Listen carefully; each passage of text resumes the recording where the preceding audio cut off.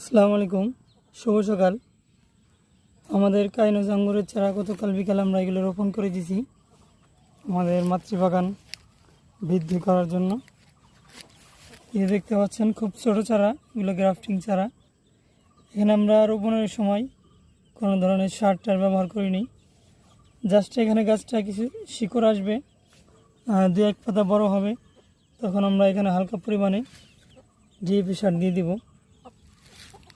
চারা গাছ রোপণ করতে অনেক সার দিতে হয় বা অনেক মাটি বা অনেক কিছু ব্যবহার করতে হয়।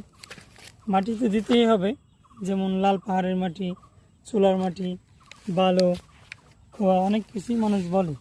আসলে আমরা এগুলো কিছুই ব্যবহার করি না, আমাদের লাগেও না। তো আপনারা এইভাবে আপনাদের মাটিতে রোপণ করা গাছগুলো খুব দ্রুত বৃদ্ধি করতে পারবেন। এখন আমরা খুব ছোট ছোট গাছ এগুলো গতকালই রোপণ করছি। আলহামদুলিল্লাহ, একটা গাছও টলে নাই, সবগুলো ভালো আছে। এগুলো আমরা 5 থেকে 7 দিন পর এখানে সামান্য পরিমাণে ডিএপি সার দিয়ে দেবো। সামনে যাবেন আরও ছোটো গাছ দেখতে পাবেন। তো কাইনজের চারা এখন আমরা কোনো সেল করতে পারছি না, আমাদের স্টক নেই। এটা আমাদের আরও চাহিদা ছিল নিজেদেরই বাগান করার জন্য, এজন্য আমরা এটা সেল করতে পারতেছি না। আপনারা এইভাবে আঙুরের চারাগুলো রোপণ করতে পারেন।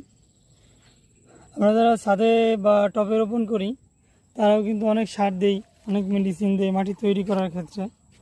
তো এগুলো আসলেই ক্ষতি, কারণ ছোট্ট একটি গাছ, তার তো আর এত ধারণ ক্ষমতা নাই, এত সার মেডিসিন খাওয়ার মতো তার পাতা নাই, শিকড় নাই।